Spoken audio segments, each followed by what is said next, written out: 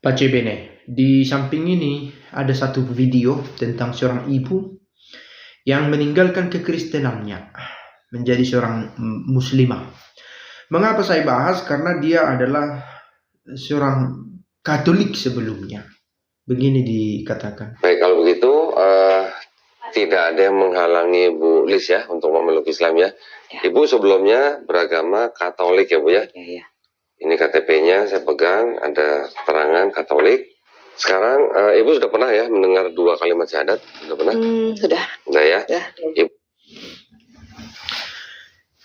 Kebetulan video ini dibuat menjadi publik, bisa dilihat orang-orang, bisa kita tonton, dan meskipun dibuat property of Donditan, toh kita bisa melihat secara bebas bagaimana seseorang akhirnya dari kehendaknya sendiri dikatakan setelah meninggal suami dan anaknya memilih menjadi seorang muslimah, tidak lagi menjadi seorang Katolik, dan itu merupakan pilihan dari dirinya sendiri.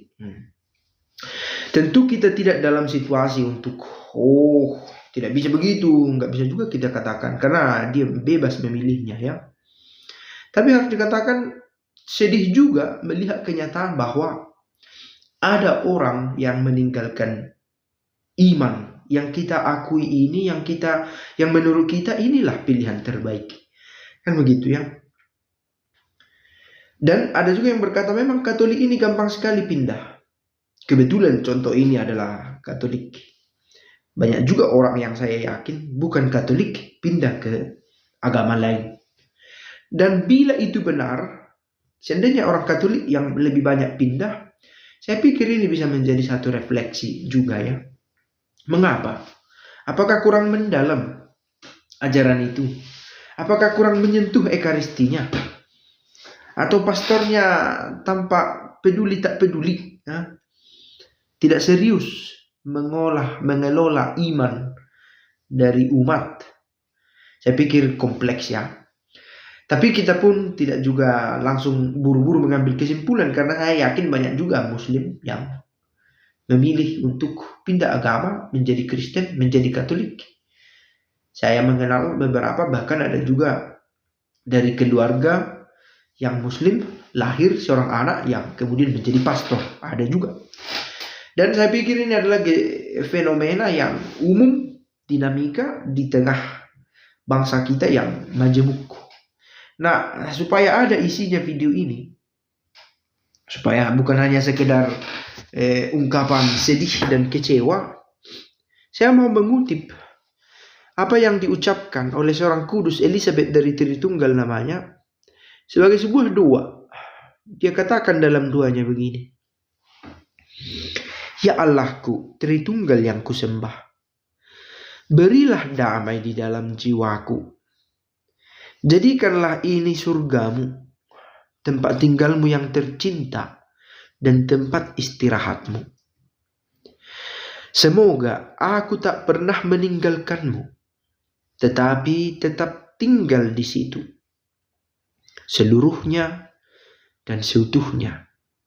Siap sedia di dalam imanku, sepenuhnya memujamu, dan sepenuhnya menyerahkan diriku kepada tindakan kreasimu, kreatifmu, penciptaanmu, untuk tetap tinggal di dalam Allah Tritunggal.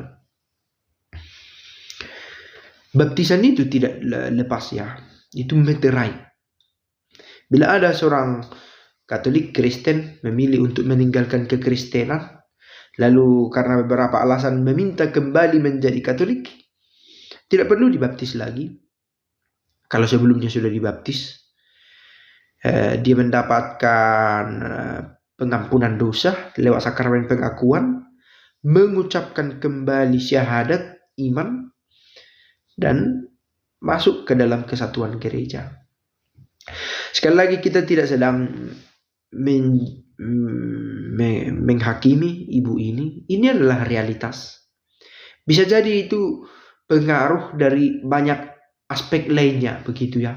Kita tahu itu hidup beragama ini tidak melulu soal ajaran teoritis, tapi ada juga pengaruh sosial, dengan lingkungan mana berteman, di daerah mana dia tinggal, contoh, di mana dia bekerja, siapa kawan-kawannya, banyak variabel. Dan semoga kita yang masih menyebut diri sebagai Kristen, semoga bertahan setia dan merawat iman dengan baik. Semoga. Ciao dan pace bene.